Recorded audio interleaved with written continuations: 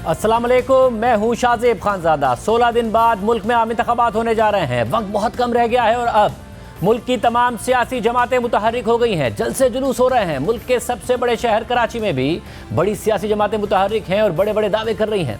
कराची के इंतखाबी नताइज इस लिहाज से भी अहम है क्योंकि यहाँ की 22 नशिस्तें वफाक में हुकूमत साजी में अहम किरदार अदा कर सकती हैं, जैसा कि माजी में होता रहा है। 2018 में इमरान खान के वज़ीर-ए-आज़म बनने में भी कराची की नशिस्तों ने अहम किरदार अदा किया था, बल्कि PTI की अपनी नशिस्तों के साथ साथ इमरान खान को MQM की नशिस्तों की भी ज़रूरत पड़ी थी। और जब 2022 में MQM ने इमरान खान का साथ छोड़ दिया तो वो वज़ीर-ए-आज़म नहीं रहे। मगर 2018 के मुकाबले में इस बार सूरत हाल मुख्तलिफ है।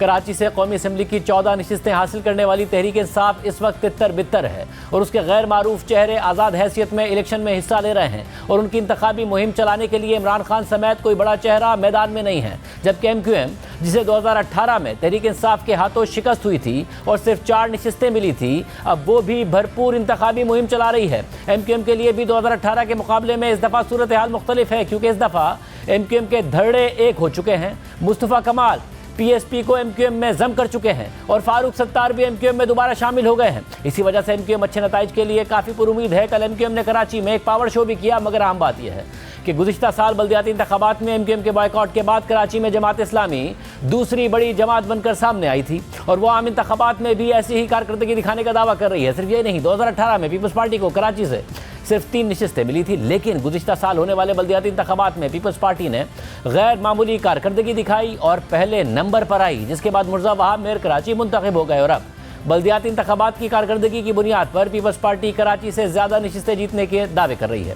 मगर हैरानकुन बात यह है कि कराची में नून लीग की तवज्जो नज़र नहीं आ रही है। नून लीग का कोई भी मरकज़ी रहनुमा कराची से इलेक्शन नहीं लड़ रहा है और नून लीग की तरफ से कराची की 22 में से 19 नशिस्तों पर गैर मारूफ चेहरों को टिकट जारी किए गए हैं और 3 नशिस्तों पर कोई उम्मीदवार ही नहीं है। बहरहाल 2018 से आज के हालात बहुत मुख्तलिफ हैं। इंतखाबी मुहिम जारी है, लेकिन शहर की बड़ी सियासी जमातें एक दूसरे पर सियासी मुहिम से रोकने के इल्ज़ामात लगा रही हैं, एक दूसरे पर मुकदमा दर्ज कर रही हैं। पीपल्स पार्टी और PTI MQM पर दफातर पर हमले करने और कारकुनान को हिरासा करने के इल्ज़ामात लगा रही हैं और यही इल्ज़ामात MQM पीपल्स पार्टी पर आयद कर रही है और अपने कारकुनों के अगवा के दावे कर रही है। पीपल्स पार्टी ने गुज़िश्ता रोज़ इल्ज़ाम आयद किया कि नॉर्थ नाजिमाबाद में उनके दफ्तर पर MQM के कारकुनान ने हमला किया है और फिर बाकायदा MQM के कारकुनान पर इस हवाले से FIR भी काटी गई। और पीपल्स पार्टी के रहनुमा सईद गनी ने बाद में प्रेस कॉन्फ्रेंस करते हुए दावा किया था कि MQM ख़त्म हो चुकी है और ये जमात अब PSP के माफिया के कब्जे में है। मुस्तफ़ा कमाल ने MQM के ताबूत में आखिरी कील ठोक दी है।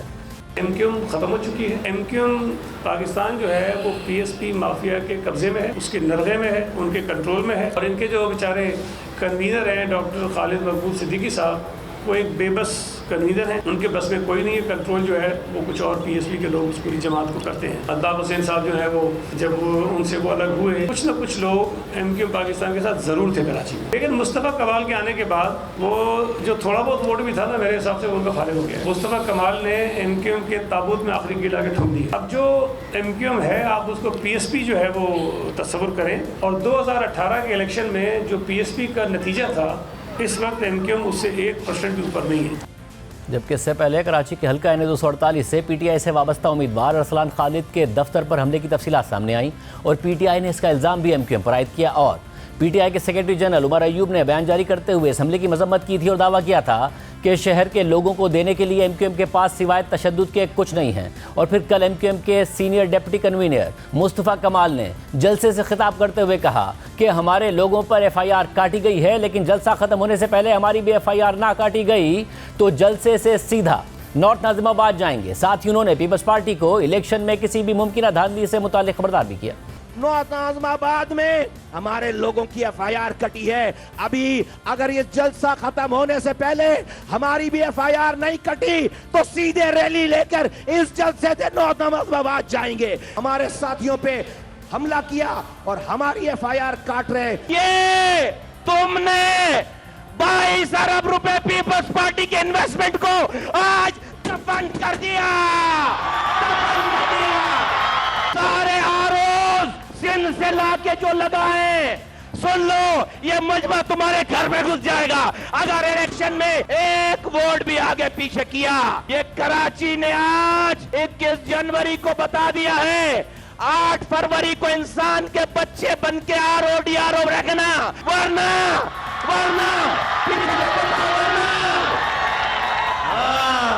एमक्यूएम के इस जलसे के बाद बाकायदा एमक्यूएम के कारकुनों के अगवा होने से मुतालिक भी एक एफआईआर दर्ज की गई, जिसमें पीपल्स पार्टी के मुख्तलिफ कारकुनों और अहदेदारों को नामजद किया गया। तमाम बात यह है कि मुस्तफ़ा कमाल ने इसी जलसे में अल्ताफ़ हुसैन और आसिफ जरदारी के दरमियान किसी डील का भी इशारा दिया और दावा किया कि 2 अरब रुपए में पतंग बेच दी गई। ये 15 सालों की हुक्मरानी के बाद इनको यही आसरा है कि लंदन से कोई बॉयकॉट की आवाज लगाएगा तो कराची का मुहाजिर वोट नहीं डालेगा तो पीपल्स पार्टी जीत जाएगी। 2 अरब में पतंग बेच दी है। 2 अरब में 2 इतलात है कि 2 अरब लेके ये डॉक्टर आसिम से जरदारी साहब के अकाउंट से 2 अरब रुपए लेके इतलात हैं, इत्याद मुबैना तौर पर इतलात हैं कि 2 अरब लेकर पतंग बेच दी है कि मैं आवाज लगाऊंगा कि बॉयकॉट, तो लोग नहीं निकलेंगे, पीपल्स पार्टी को फायदा हो जाएगा। पीपल्स पार्टी को ये पतंग 2 अरब रुपए में बेच दी है। तो बात करने के लिए एमक्यूएम के रहनुमा मुस्तफ़ा कमाल साहब हमारे साथ मौजूद है। मुस्तफ़ा कमाल साहब, बहुत शुक्रिया हमें शो में ज्वाइन करने के लिए। ज़ाहिर है कल आपने अग्रेसिव तकरीर की, मगर आप पर इल्ज़ाम लग रहा है कि आपके आने से पार्टी चार्ज ज़रूर हुई है, मगर जो वायलेंस का आंसर है उसका इल्ज़ाम भी आप पर ही लग रहा है कि अपने कारकुनों को चार्ज करने के लिए, वोटर सपोर्टर को चार्ज करने के लिए दूसरों को कैंपेन नहीं करने दे रहे हैं। पीटीआई, पीपल्स पार्टी दोनों इल्ज़ाम लगा रही हैं हमलों के। 5 साथी शहीद कर चुके हैं अब तक 2 महीने के अंदर। NA 243 में दिन दहाड़े वीडियोस मौजूद हैं। हमारे 3 साथियों को हमारे इलेक्शन ऑफिस के बाहर NA 243 में जो पीपल्स पार्टी के ओहदेदारों ने शहीद कर दिया। मंगो पीर में दिन दहाड़े लड़के पकड़े गए पीपल्स पार्टी के, हमारे साथी को शहीद किया गया। सुरजानी में हमारे साथी, हमने तो अभी इसका रिटर्न दिया ही नहीं है और हम देना नहीं चाहते। हम लॉ एनफोर्समेंट एजेंसी, कानून नाफिज करने वाले इदारों को दरख्वास्त करते हैं, गुजारिश करते हैं और हमने इनके लोग पकड़वाए हैं, लोग पकड़े गए, रेड हैंडेड पकड़े गए, हथियारों के साथ पकड़े गए। ये जो इल्जाम लगा रहे हैं, ये इल्जाम मेरे लिए सर्टिफिकेट है। अगर पीपल्स पार्टी मुस्तफा कमाल के लिए तारीफ करे तो मुस्तफा कमाल के लिए इससे जो है वो मैं समझता हूं कि कोई और बुरा दिन कोई और होगा नहीं। अगर पीपल्स पार्टी को मुस्तफा कमाल से तकलीफ हो रही है तो ये मेरा सर्टिफिकेट, इसका मतलब है कि मैं ठीक जगह पे हूं और ठीक कर रहा हूं, और जो कर रहा हूं उससे इनको ये पता चल रहा है कि इनका जो ये 15 सालों के बाद इस शहर को लूट कर खा जाने, जहां पर ये गटर का ढक्कन नहीं लगा सके, जहां पर ये पानी नहीं कर सके। बिलावल भुट्टो गद्दारी साहब खुद कहते हैं कि बिलावल हाउस में वो टैंकर का पानी खरीद कर पीते हैं, लेकिन अपने वजीर आला से नहीं कह सकते कि भाई ये जब टैंकर में पानी आ सकता है तो लाइनों में क्यों नहीं आ सकता, क्योंकि सिस्टम चल रहा है। कोई हाइड्रेंट में हाइड्रेंट बनाकर चोरी करके शहर का पानी बेच रहा है और वो सरकार उसकी सपोर्ट कर रही है, सरकारी वो आदमी है। ये सब कुछ करने के बाद आज इनके पास कुछ बताने के लिए नहीं है। इनका ये ख्वाब से पहले कि शायद कमजोर एमक्यूएम होगी तो ये शहर पर कब्जा कर लेंगे, लेकिन आज जिस तरह से एमक्यूएम मुत्तहिद है, मुनज़्ज़म है और एक है, और कल जो कराची के लोगों ने एमक्यूएम की कॉल पर जो कल रेफरेंडम करके दिखा दिया है, उससे इनकी नींदें मैं समझता हूं कि उड़ गई हैं और इनका परेशान होना बनता है। ऐसा मगर सिर्फ ये नहीं कह रहे ना, ये भी इल्जाम नहीं लगा, पीटीआई भी आप पर इल्जाम लगा रही है। एक तो पीटीआई पहले तितर बितर वैसे ही रियासती जो जबर है उसका वो शिकार हो रहे हैं, इंडिपेंडेंट उनको लड़ना पड़ रहा है, मगर वो भी कह रहे हैं कि उनके दफातर पर हमले हो रहे हैं और वो भी आप ही पर इल्जाम लगा रहे हैं। तो ये आंसर क्या, आप जब एमक्यूएम में आए हैं तो चार्ज करने के लिए ये सब कर रहे हैं आप, ताकि वोटर सपोर्टर को चार्ज कर सकें और ये सब करके और पीटीआई को भी कैंपेन ना करने दें? पीटीआई तो हम तो चाहते हैं पीटीआई कैंपेन करे और जरा अपने ऑफिसेस बता दे कहां कहां हैं और कितने लोग हैं वहां पे, उनके कैंडिडेट कौन कौन है, जरा ये तो बता दे। पीटीआई का तो ना पीटीआई है, ना कैंडिडेट है, ना जो है वो ऑफिसेस हैं। हमें अपने ऑफिसेस बता दे, हम खुद सिक्योरिटी देंगे। पीटीआई को तो हम खुद सिक्योरिटी देने के लिए तैयार हैं, हम अपने लड़के खड़े कर देंगे। ये तो दूर की बात है कि हम उनके ऑफिस पर हमला करें। देखें, हमारा कोई मुकाबला पीटीआई से नहीं है। पीटीआई तो अपनी खुद अंजाम को पहुंच रही है, जा रही है। एक उनका एक नेचुरल प्रोसेस है उनका जो जिससे गुजर रहे हैं। मैं समझता हूं कि आज एमक्यूएम जिन को इस शहर पे कब्जा करने का ख्वाब था और हमारी मौजूदगी उनको लग रहा है कि ख्वाब शोबे शहर में जाए ताबीर नहीं होगा, वो सब जो है हम पर इल्जाम लगाकर बड़े होना चाह रहे हैं। तो कानून नाफिज करने वाले, मगर मुस्तफा साहब, आपका मुकाबला तो एसेंशियली पीटीआई से ही है। 2013 में 1 सीट जीती है पीटीआई, आप जीतते हैं 19। 2018 में 14 सीटें जीतती है पीटीआई, आप जीतते हैं 4, 18। तो आप लोगों का ही मुकाबला है पीटीआई से, और किसका है? आप ही का वोट बैंक ले गए थे वो। जी, पीटीआई अगर जीतती तो मेरा बिल्कुल हमारा मुकाबला होता। पीटीआई को तो 14 सीटें दी गई हैं, उनके अपने एमएनएस को बुलाकर आप पूछ चुके हैं और पूछते रहे 4 सालों तक। वो तो रात में जाकर सो गए थे, सुबह उठाकर उनके घर वालों ने कहा कि अभी उठ जाओ, तुम एमएनए बन गए हो। तो पीटीआई तो खुद ही पता था, खुद शॉक थी कि वो उनको 14 सीटें मिल गई। 2-3 सीटों से ज्यादा तो वो एक्सपेक्ट भी नहीं करते थे उस वक्त भी कराची में। तो अगर पीटीआई जीती होती शाहजेब भाई, तो हम कहते हैं कि हाँ भाई हमारा मुकाबला है। दूसरी बात ये कि 4 सालों तक उनकी हुक्मरानी रही है, 15 साल तक पीपल्स पार्टी की हुक्मरानी रही है। आज वो अपने कामों पर यहाँ पर कैंपेन नहीं चला सकते। भाई पीटीआई बोले ना कि 4 साल वजारत उस्मा के दौर में उन्होंने शहर को क्या कुछ दिया। एक कतरा नया पानी 15 सालों में नहीं आया है। जब से पीपल्स पार्टी और पीटीआई की हुकूमत रही है, एक कतरा पानी नहीं आया। बल्कि जो पानी मैं छोड़कर गया था लाइनों में, उस पानी को भी चोरी करके हमें हमारा ही पानी बेचते हैं। आज दुनिया चांद पर जा रही है और इस शहर का बच्चा जो है वो गटर में गिरकर मरता है। ये पीपल्स पार्टी, ये पीटीआई गटर का ढक्कन भी नहीं लगा सकी। ये पंजाब में खड़े होकर बोल सकते हैं बिलावल भुट्टो सरदारी साहब कि वो लाहौर को कराची जैसा बना देंगे? नहीं बोल सकते, क्योंकि अगर कराची जैसा बना दिया लाहौर को तो वहां पर बच्चे गटर में गिरकर मरेंगे। वहां पे भी लाहौर वालों को पीने का पानी खरीद कर पीना पड़ेगा। वहां पर भी सिस्टम चल रहे होंगे, लोगों को अपनी जमीनें बचाना मुश्किल हो जाएगी और वहां पर भी ऐसे जो अरबों करोड़ों रुपए की रिश्वत लेकर लगा करेंगे। तो 15 सालों के बाद पीपल्स पार्टी एक यूनियन काउंसिल, एक मॉडल यूनियन काउंसिल नहीं दिखा सकती कि जिसको ये बताएं कि हमने 15 सालों में एक यूसी को बनाया। यूसी को हम कह सकते हैं 4 सालों के बाद हम ये कह सकते हैं कि हमें एक दफा सिंध दो, हमें एक दफा पाकिस्तान दो, हम पूरे पाकिस्तान को वैसे ही बना देंगे जैसा मुशफ़ाक़ साहब आपका ट्रैक रिकॉर्ड है आपके जब आप मेयर थे उस वक्त का।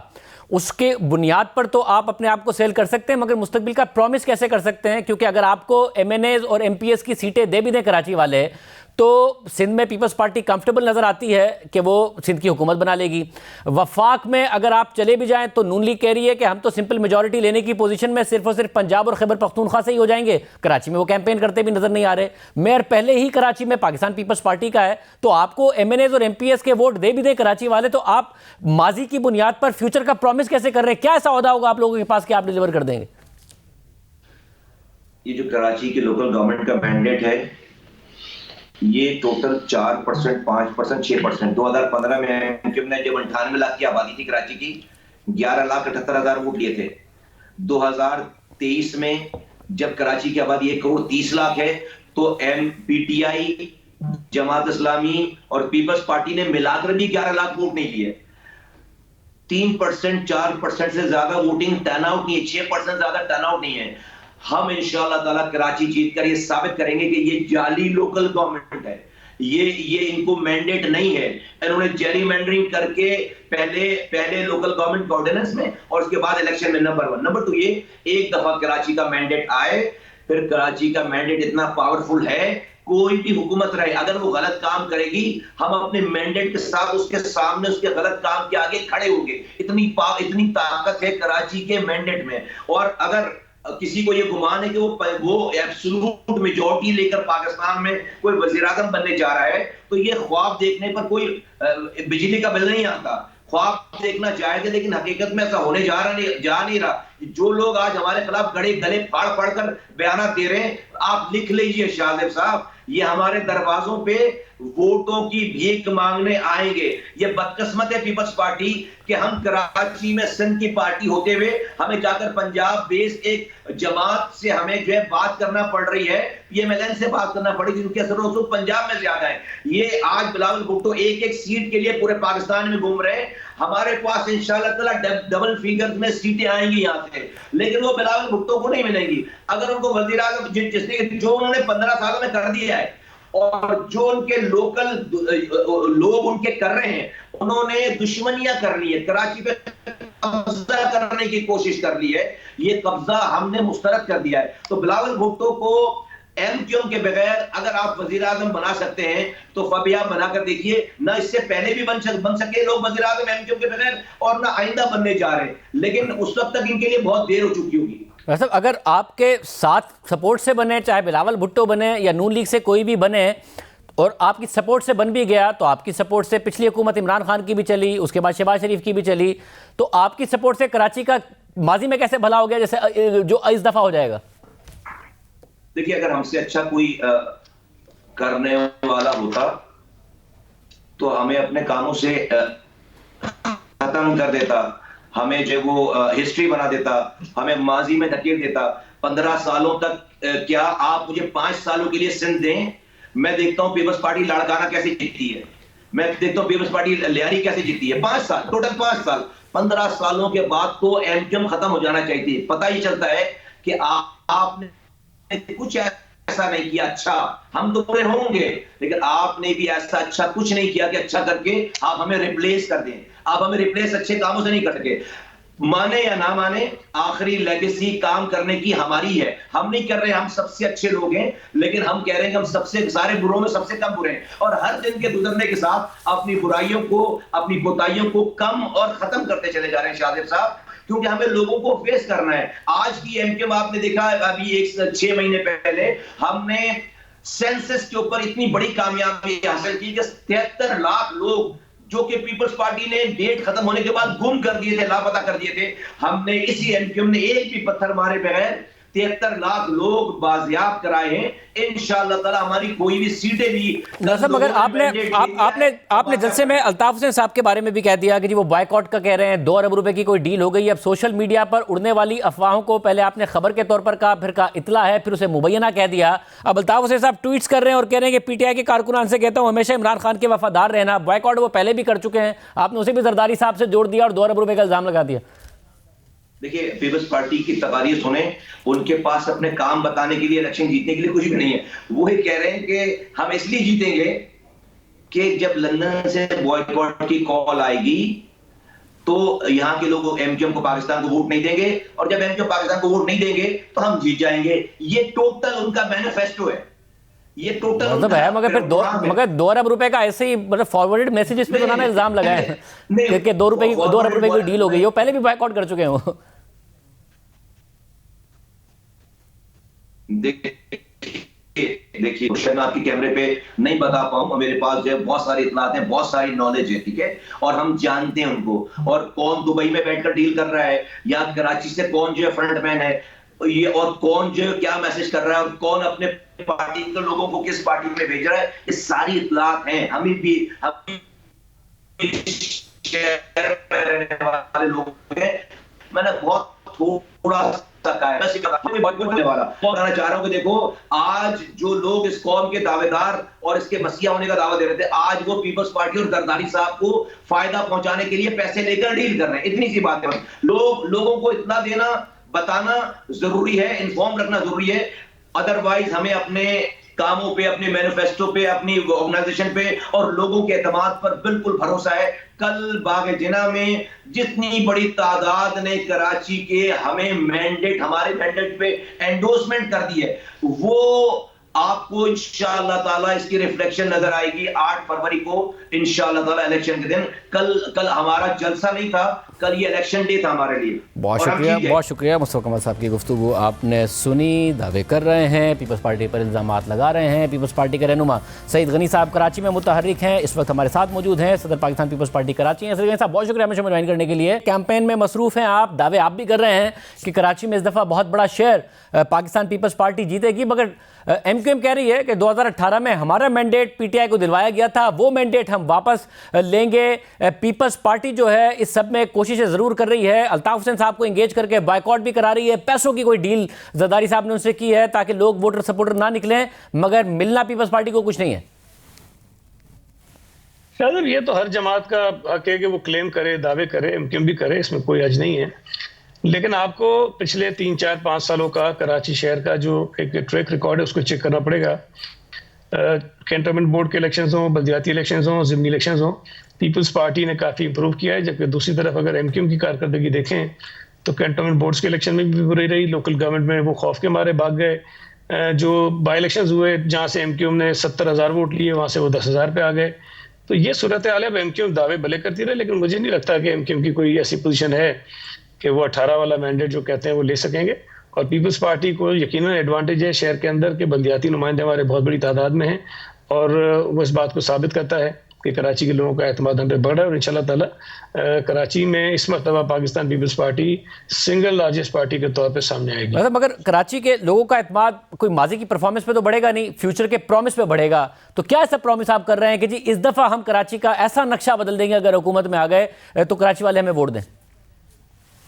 नहीं शायद मेरा ख्याल है कि सिर्फ इस पे नहीं होगा। हमारी पिछले 4-5-6 सालों की परफॉर्मेंस ही की बुनियाद पर लोगों ने हमें, जो मैंने आपको गिनवाए, बल्दियाती इलेक्शंस हो, कैंटोनमेंट बोर्ड हो, बाई इलेक्शंस हो, तो लोगों ने वोट दिया। और जब हमने परफॉर्म किया है इसी बुनियाद पर हम पुरुमीद हैं कि लोग मजीद हमें वोट देंगे, उसमें भी प्रॉमिस था ना कि ताकि आपका मेयर ये ना कहता रहे कि जी मेरे पास इख्तियारात नहीं है, पीपल्स पार्टी की हुकूमत होगी, पीपल्स पार्टी का मेयर होगा तो कराची को डिलीवर करेंगे। उसमें भी फ्यूचर का प्रॉमिस था। इस दफा सिंध गवर्नमेंट अगर आपको मिलती है और वफाक में भुट्टो ज़ाहिर साहब वज़ीर आज़म बनना चाहते हैं, तो क्या प्रॉमिस है कि कराची के लोग आपको वोट दें और क्या टारगेट क्या है आपका कि कितनी सीटें आपको मिलेगी कराची से? शायद मैं पुरुमीद हूँ इंशाल्लाह ताला कोई 13 के करीब हम कौमी असम्बली की सीटें जीतेंगे और 27-28 सूबाई असम्बली की नशिस्तें अल्लाह ने चाहा तो हम कराची से जो है वो कामयाब हासिल करने में कामयाब हो जाएंगे। जहाँ तक प्रॉमिस की बात है तो कराची का इंफ्रास्ट्रक्चर जो है हमने काफ़ी पिछले कुछ सालों में बेहतर किया है और उसको हम इम्प्रूव करेंगे। कराची का जो पानी का मसला है यकीनन उसमें बहुत ताख़ीर हुई है लेकिन उसकी मुख्तलिफ वजूहात थी, वो इस दफ़ा उम्मीद है कि हम मुकम्मल करने में कामयाब हो जाएंगे। कराची में सफाई का बड़ा मसला रहा, हमारे गले में ये चीज़ पड़ी रही, लेकिन चूँकि बल्दियाती इदारों में हमारे लोग हैं, मेयर मुर्जा वहाब खुद जो है सॉलिड वेस्ट मैनेजमेंट बोर्ड के चेयरमैन हैं, तो उसके अंदर यकीनन इंप्रूवमेंट आएगी। ये लोग उसमें वादे भी कर रहे हैं और जो कारकर्दगी हमारी अभी तक की है पिछले कुछ साल, 2 साल 3 साल की, उसकी वजह से लोगों का एतमाद हम पे ज़्यादा है। और जो 13 सीटों का क्लेम बहुत बड़ा क्लेम है, लाइक अब जो 13 सीटें हैं ये आप ये कह रहे हैं कि जो पीटीआई का वोट बैंक है वो वोटर सपोर्टर निकलेगा, आपको वोट देगा, या एमक्यूएम का वोटर सपोर्टर आपको पे कॉन्फिडेंट करके आपको वोट देगा, पीपल्स पार्टी का कोई नया वोट बैंक पैदा हो गया है, या फिर उन लोगों का निकलेगा ही नहीं वोट बैंक और लो टर्न आउट में आप 13 सीटें निकाल जाएंगे? क्या केमिस्ट्री है, क्या फॉर्मूला है? शाहजेब देखें, जब पाकिस्तान पीपल्स पार्टी ने शहर में ग्रो किया तो डेफिनेटली बहुत सारे ऐसे वोटर जो माजी में और जमातों को वोट देते थे उन्होंने पीपल्स पार्टी को वोट किया।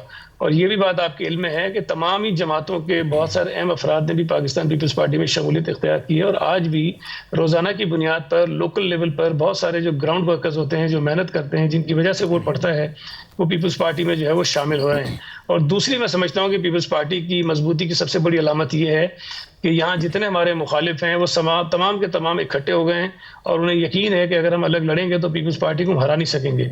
मेरे सामने भी एक उम्मीदवार था, अजीब मजाक है कि ऊपर एमएनए का कैंडिडेट भी है, एमक्यूएम का भी कैंडिडेट एमएनए पे है, नून का भी है, जमात इस्लामी का भी है, लेकिन नीचे किसी ने नहीं रखा और वो कोशिश कर रहे हैं कि पीपल्स पार्टी को मिल के हराएं।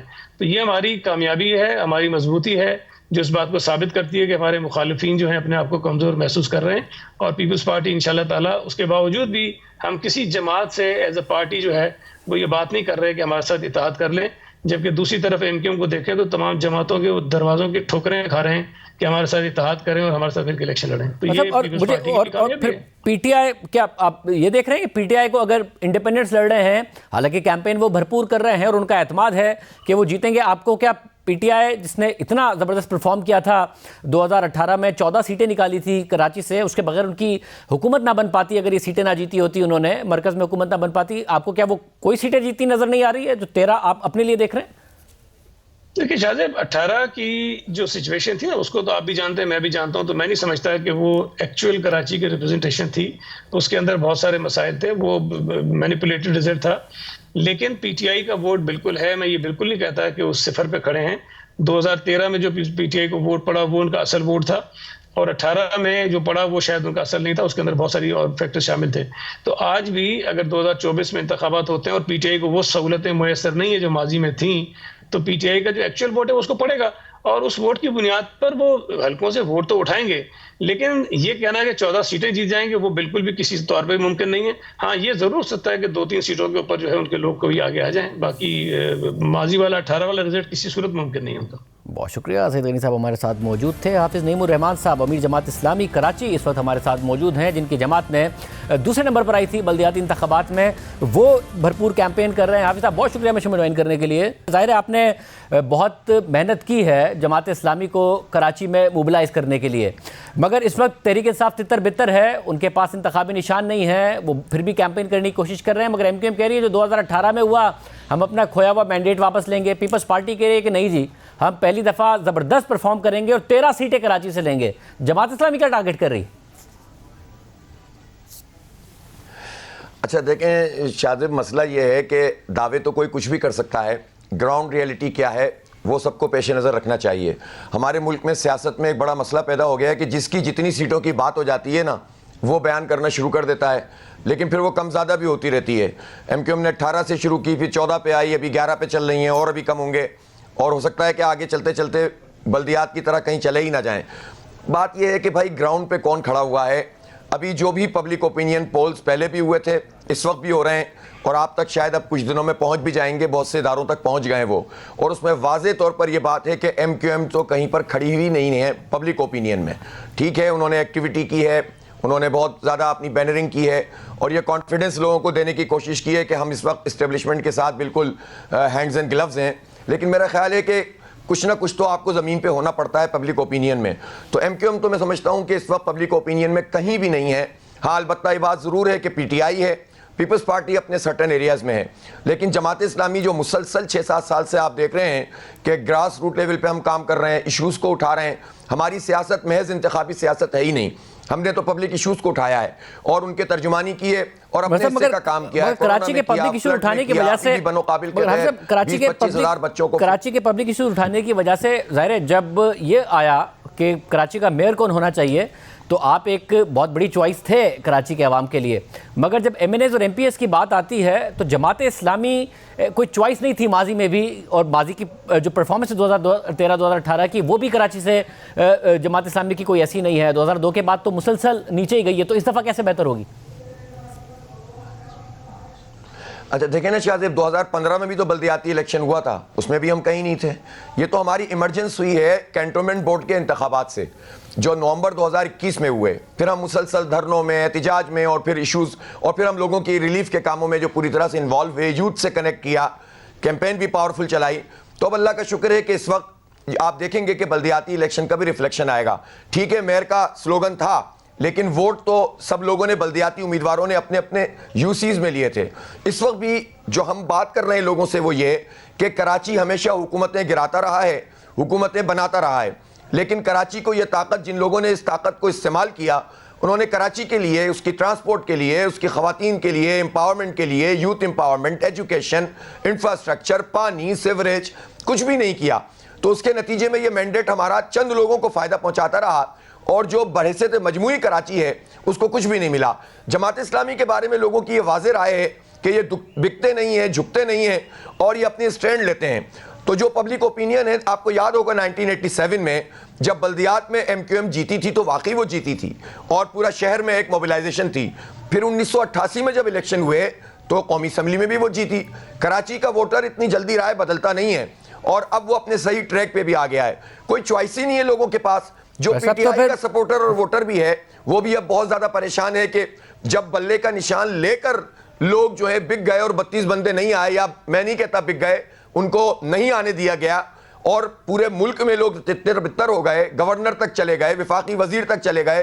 तो आज़ाद उम्मीदवारों के लिए तो बिलावल ने फरमा दिया है कि आज़ाद उम्मीदवारों के साथ मिलकर हम लड़ेंगे। तो ऐसी कन्फ्यूजन है कि जितने भी सपोर्टर हैं, जब वो कराची को देखते हैं, अपने बच्चों को देखते हैं, अपनी फैसिलिटीज को देखते हैं, तो उनके पास एक ही चॉइस है, और वो जमात इस्लामी है। और क्या कितनी सीटें टारगेट कर रहे हैं हाफिज़ साहब? कैंपेन की स्ट्रेटजी यही है। हाफिज़ साहब कितनी सीटें टारगेट कर रहे हैं आप? देखिए शाज़ेब, मैंने ना बल्दियाती, हाँ देखें, बल्दियाती इंतखाब से पहले भी मैंने एक भी नंबर नहीं दिया था, और ये कहा था कि हम शहर की सबसे बड़ी जमात बनकर सामने आएंगे, और इंशाअल्लाह जमात इस्लामी इस कौमी और सूबाई असम्बली में सबसे बड़ी जमात बनकर सामने आएगी।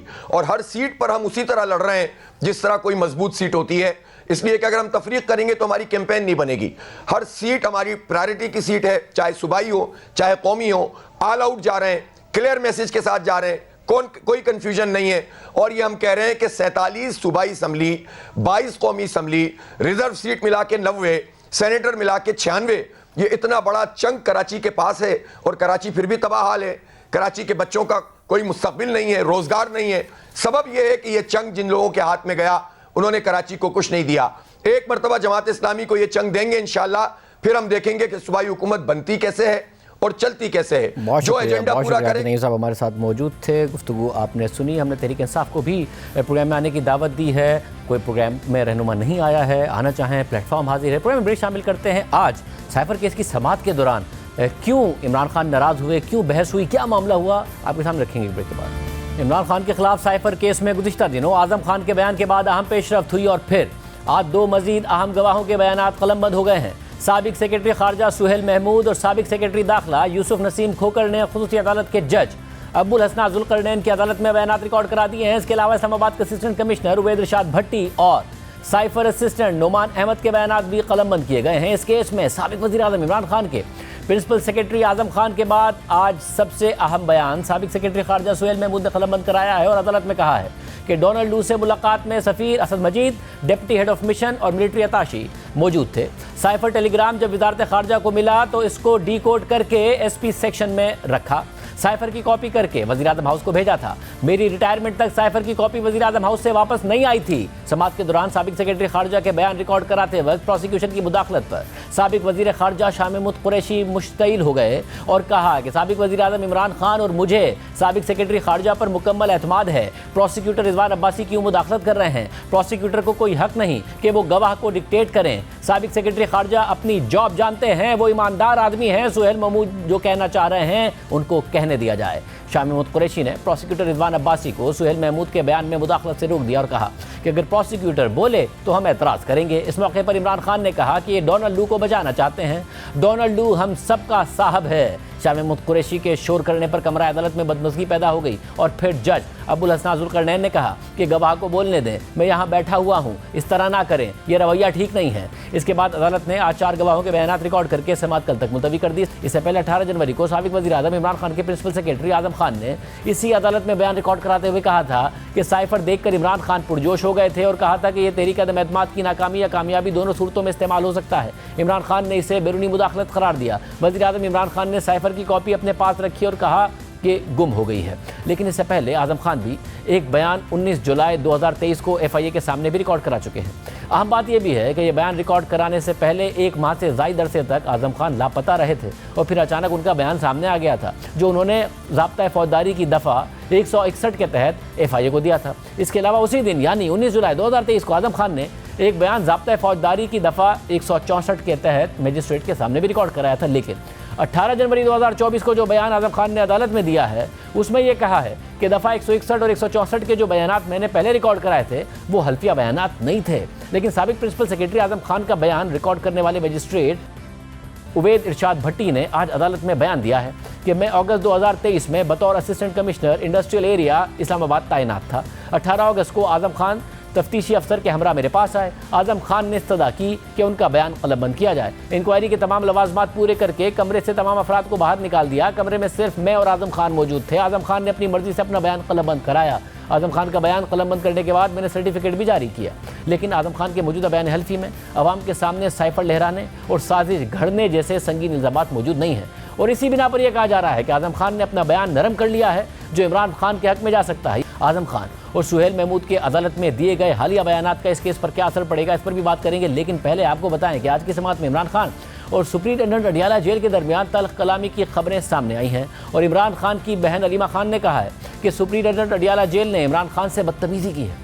आज कोर्ट रूम में इमरान खान बात कर रहे थे मीडिया के साथ। यहाँ के सुप्रिंटेंडेंट ने उन्होंने आके उनके साथ बड़ी सख्त कलामी की और बदतमीजी भी की उनके साथ। हमने उनसे पूछा आपने खान साहब के साथ बदतमीजी क्यों की, तो उन्होंने कहा इसलिए क्योंकि उन्होंने मुझे तुम कह दिया था। हम नहीं, सिर्फ जेल के बाकी भी अमला यही कहते हैं कि इमरान खान ने आज तक कभी किसी से बदतमीजी नहीं की। आप सोचें कि अगर इमरान खान के साथ भी जुल्म कर बदतमीजी कर रहे हैं तो बाकी हमारी अवाम के साथ ये लोग क्या करते हैं। ये सारा मामला कैसे हुआ और आज की समाअत में मजीद क्या हुआ, बात करेंगे जियो न्यूज़ के नुमाइंदे शबीर डार से। शबीर डार, बहुत शुक्रिया। क्या मामला हुआ है, क्या तफसीलात हैं?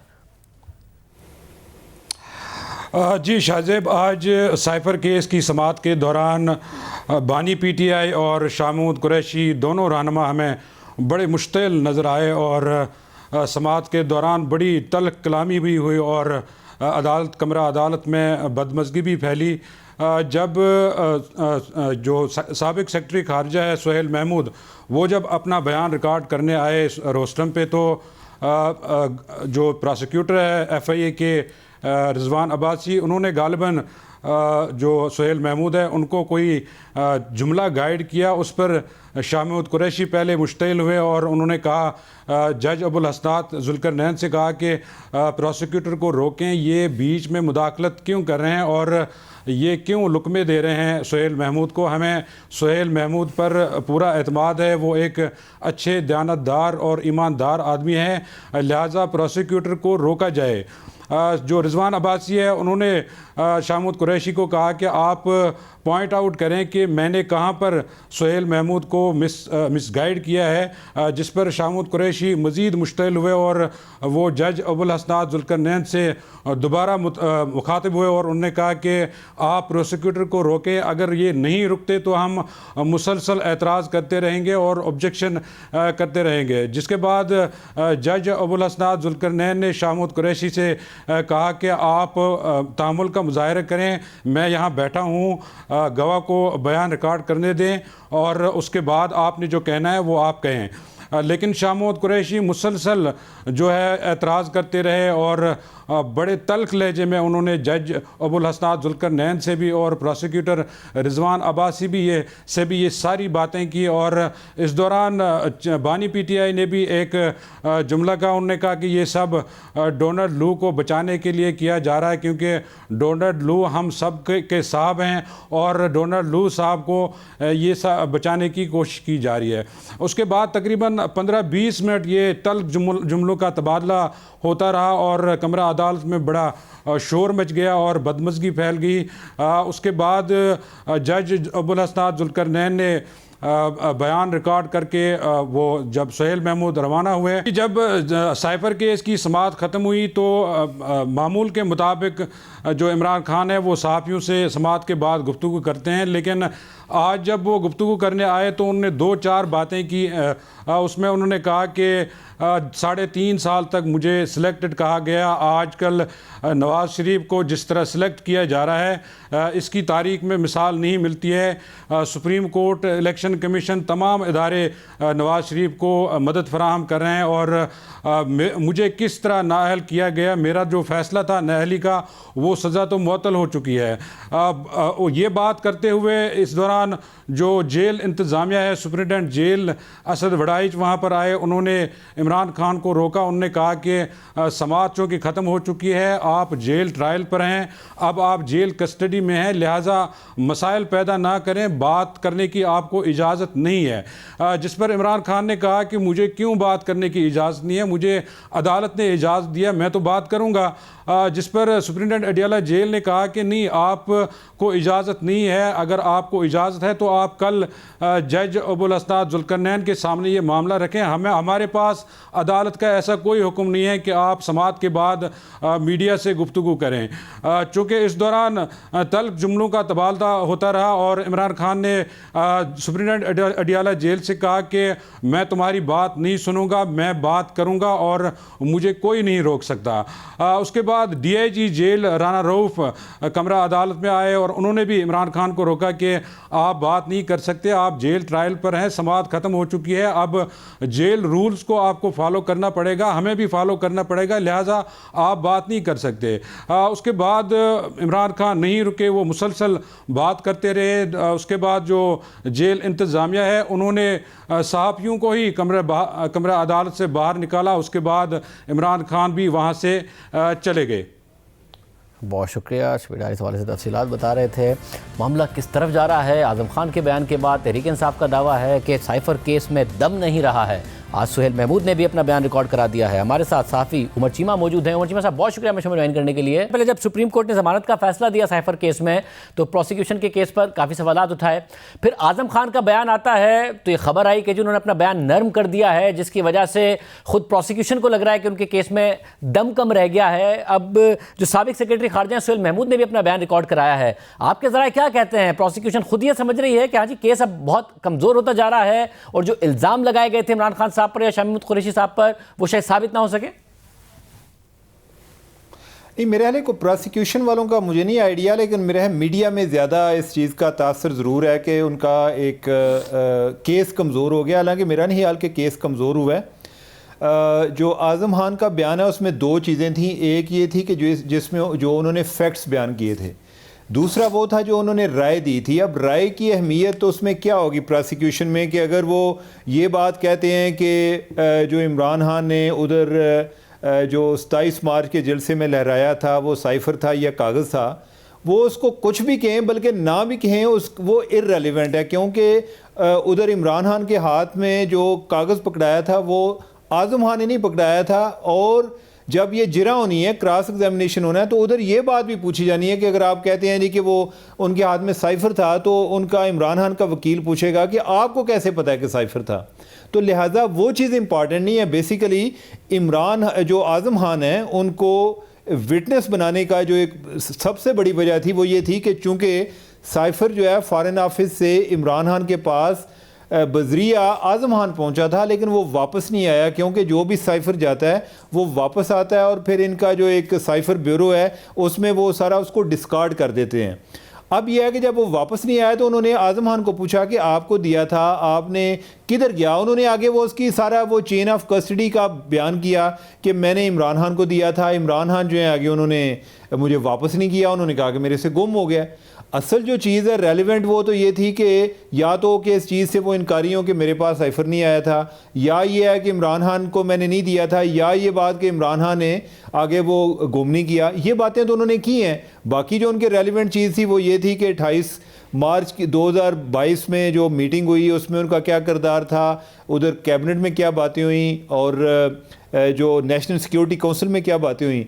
और फिर ये देखें आज़म खान का बयान जो है वो उससे आगे पीछे भी नहीं हो सकते। उसकी वजह यह है कि उससे कई और बयान जुड़े हुए हैं कि जो 28 मार्च वाला है उसमें सुहेल अहमद जो हैं, जो इनके वो फॉरेन सेक्रेटरी थे सुहेल महमूद, तो वो भी मौजूद थे। आज उन्होंने आकर भी दे दिया बयान। अगर आज़म खान उधर से किसी चीज़ से विड्रा करते हैं तो सुहेल महमूद ये बताएंगे जी कि मैं जब गया था तो आज़म खान उधर बैठे थे या फलाम बैठे थे, तो आज़म खान उससे आगे पीछे हो ही नहीं सकते।